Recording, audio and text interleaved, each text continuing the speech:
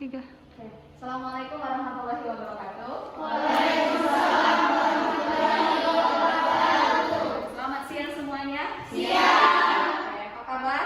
Baik. Alhamdulillah baik ya. Sebelum kita memulai pembelajaran, ikut absen dulu ya terlebih dahulu.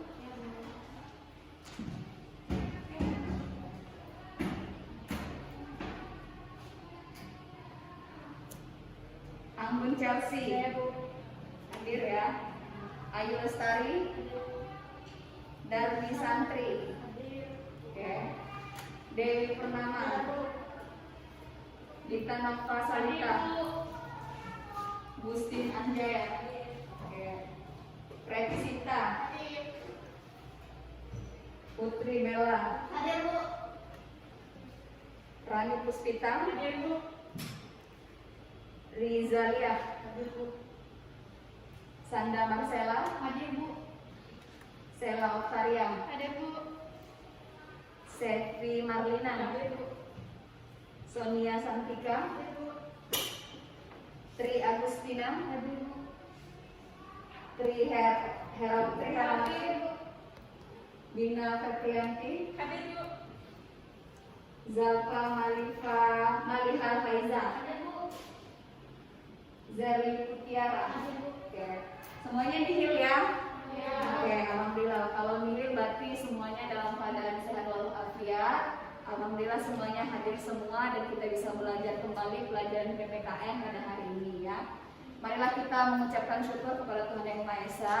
Dan sebelum memulai pembelajaran kita hari ini, kita mengucapkan syukur kepada Tuhan Yang Maha Esa karena hari ini kita masih bisa diberikan kesehatan, kesempatan untuk tetap belajar di minggu-minggu akhir di bulan November ini ya. Oke, ketua kelasnya Ibu minta satu orang untuk memimpin membaca doa. Kita nanti membaca doa dalam hati saja. Nah, Ibu minta satu orang ketua untuk memimpin membaca doa. Ya, silakan. Mereka kawan-kawan. Marilah kawan-kawan, sebelum kita memulai pelajaran pada siang hari ini, sebaiknya kita membaca doa terlebih dahulu. Membaca dalam hati, mulai.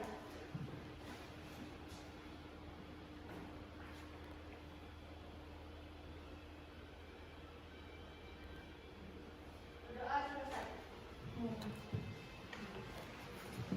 Semuanya bawa buku semua ya, PPKN. Alhamdulillah. Sebelum kita lanjut belajar, kita harus selalu senantiasa ingat kepada para pahlawan kita karena hari ini bertepatan dengan Hari Guru. Hari Guru tanggal berapa? Tanggal 25 November. Nah, sebelum kita mulai pembelajaran, kita menyanyikan lagu Himne Guru dulu terlebih dahulu.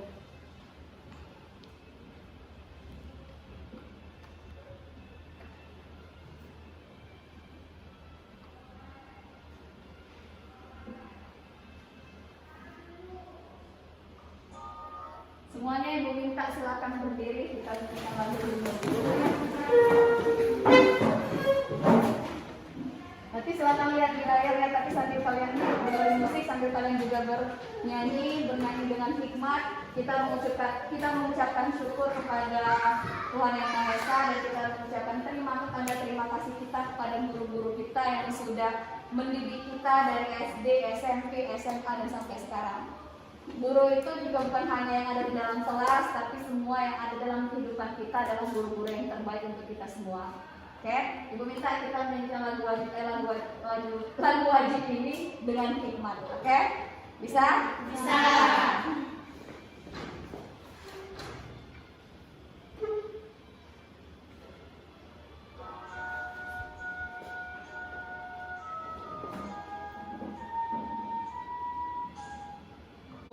Dulu menyampaikan tujuan pembelajaran kita ya. Jadi harusnya tujuan ini dulu. Jadi tujuan pembelajaran kita hari ini tujuannya adalah kita bisa mengidentifikasi fungsi-fungsi apa saja dari kewenangan lembaga negara.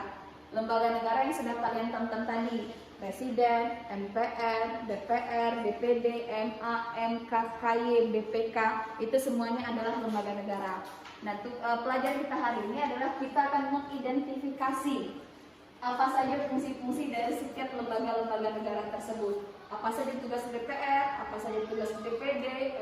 DPR dan Presiden ya. Jadi melalui kegiatan tayangan video, gambar, nanti peserta didik akan menjelaskan apa saja macam-macamnya, kemudian apa saja tugas-tugas dari lembaga negara tersebut. Paham? Kita sudah ulangan, hari ini kita belajar tentang lembaga-lembaga negara.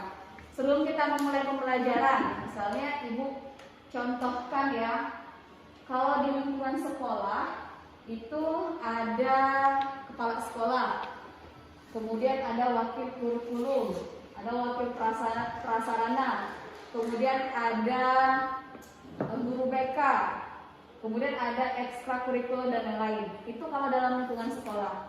Kalau dalam lingkungan kelas misalnya, nak, dalam lingkungan kelas, Ibu yakin pasti di setiap kelas pasti ada ketua kelas, kemudian ada wakil ketua kelas, kemudian ada sekretaris, ada.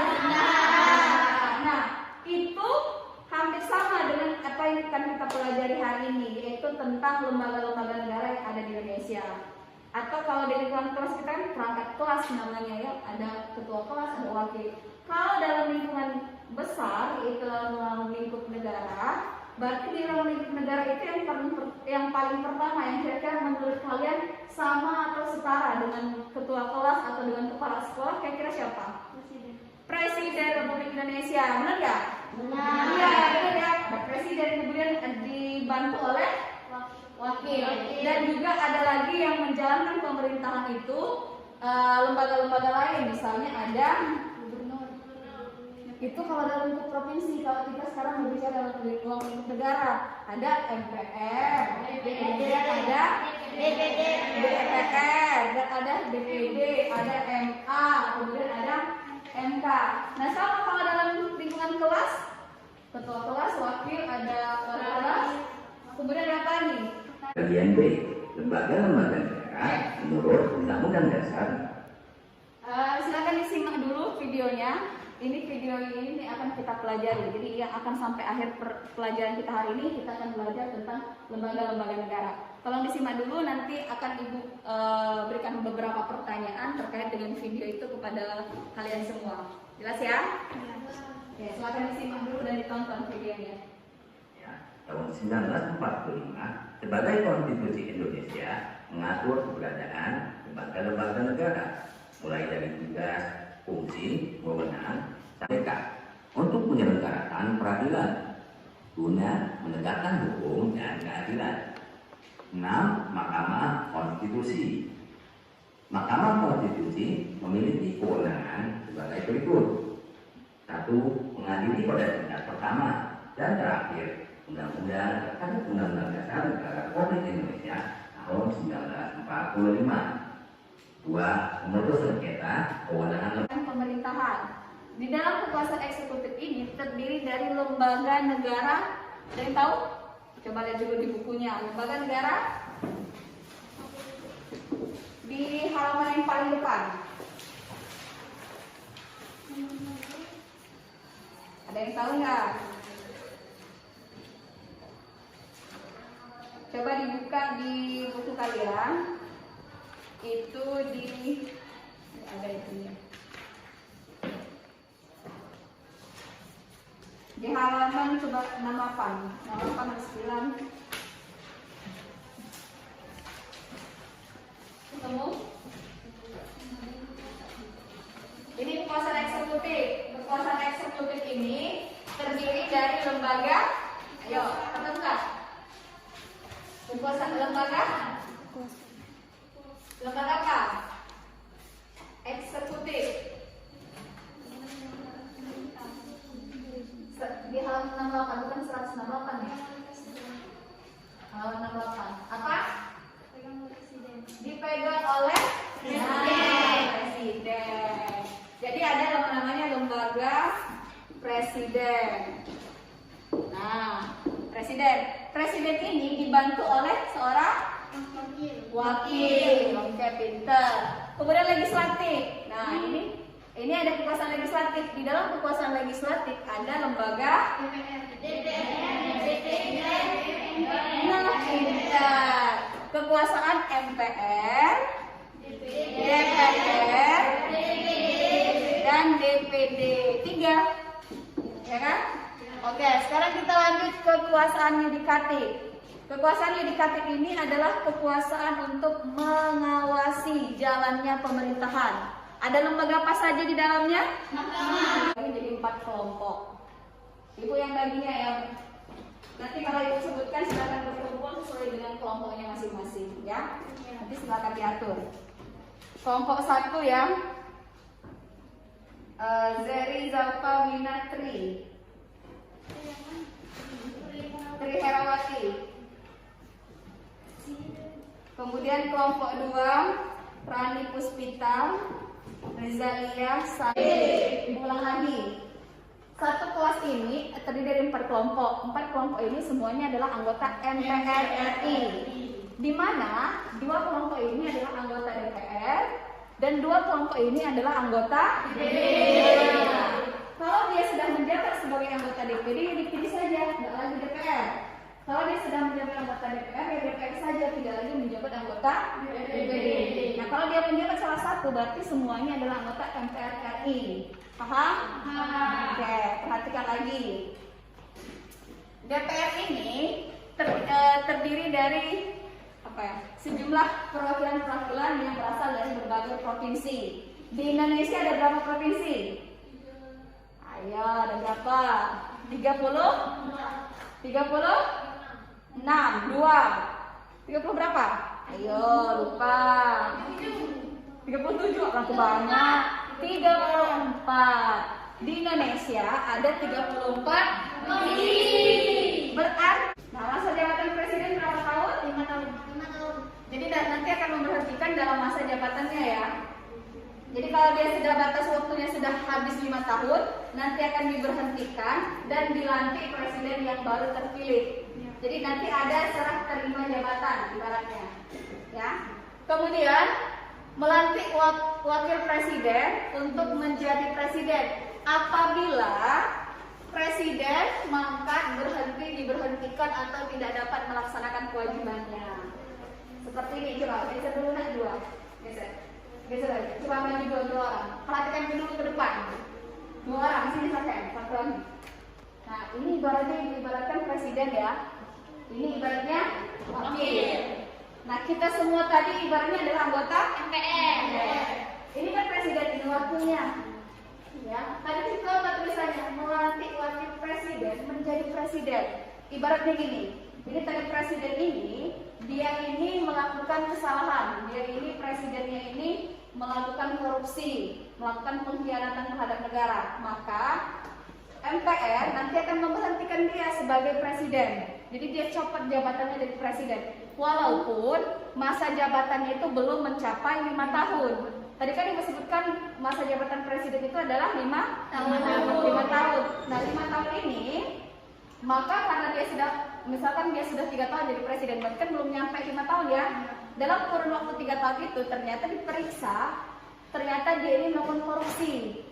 Nah, setelah melakukan korupsi ketahuan, maka dia dipecatlah jadi presiden. Oke, sekarang dia dipecat ya. Perhatikan dulu ke depan. Dipecat jadi presiden, coba kamu mundur. Nah, sekarang jadi presiden kita masih ada atau kosong? Masih ada di mana? Kan belum. Kosong atau masih ada? Kosong kan? Yang ada hanya wakilnya.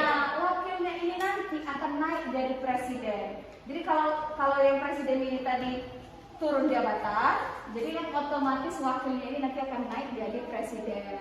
Nah, coba kamu naik ke sini. Jadilah dia presiden. Nah, nanti MPR akan melantik presiden ini. Tadi kan jadi wakil kan dia kan? Nah, jadi wakil ini kan kita dia presiden. Melantik wapres jadi presiden. Kan tadi kan wapres dia jabatannya. Sekarang jadi wakil kan, jadi presiden dia kan? Akhirnya sekarang dia jadi presiden. Nah, tugas kita sebagai MPR adalah melantik dia tadi, paham? Nah, sekarang ada nggak wakilnya? Ada. Nah, nanti wakilnya kosong. Nanti presiden ini nanti akan menunjuk siapa nanti akan jadi wakil dia. Nanti 2 orang dari masing-masing partai politik pemenang pemilihan umum, ya. Nanti kita bahas. Oke, sampai di sini paham? Silakan kembali. Kemudian karena waktu kita sudah habis ya, walaupun kita belum selesai melanjutkan diskusi kita lanjutkan nanti pertemuan di berikutnya. tentang tugas-tugas lembaga negara yang belum sempat kita bahas hari ini. Hari ini kita membahas tentang tugas dari lembaga MPR. Nah, sebelum kita menutup pembelajaran, kita simpulkan dulu apa saja tugas-tugas dari lembaga MPR tersebut. Kekosongan jabatan wakil presiden, memilih dan melantik presiden dan wakil presiden apabila keduanya berhadir secara bersama. Oke, sudah ya, tepuk tangan dulu. Zalfa. Zalfa. Ya. Zalfa, ya Zalfa. Terima kasih Zalfa ya. Jadi tugas-tugas MPR yang pertama ini ulang lagi, mengubah dan menetapkan undang-undang dasar, melantik presiden dan wakil presiden. Kemudian kalau terjadi kekosongan wakil presiden, maka kemudian wakil presidennya naik jadi presiden, kemudian dipilih lagi, kemudian dilantik oleh MPR. Kemudian kalau terjadi kekosongan secara bersamaan baik presiden maupun wakil presiden, misalnya presiden dan wakil presiden itu semuanya mangkat berhenti dikarenakan sesuatu hal, maka nanti MPR akan melantik presiden dan wakil presiden yang terbaru yang baru terpilih ya. Sekian pelajaran kita hari ini. Untuk pelajaran minggu depan kita tetap melanjutkan diskusi. Silakan dipelajari tentang tugas-tugas sesuai dengan kelompok kalian masing-masing yang belum tampil, kelompok DPR, kelompok DPD, dan kelompok presiden. Silakan dibaca lebih dalam, dipahami lebih banyak lagi, supaya nanti tampil minggu depan lebih bagus lagi dan lebih baik lagi ya, lebih memahami materi dengan baik. Sebelum kita menutup pembelajaran, silakan kita tutup pembelajaran kita hari ini dengan mengucapkan syukur alhamdulillah dan berdoa kepada Tuhan Yang Maha Esa. Silakan dipimpin untuk membaca doa. Ya, marilah teman-teman sebelum kita mengakhiri pelajaran pada siang hari ini, sebaiknya kita membaca doa terlebih dahulu. Membaca dalam hati mulai.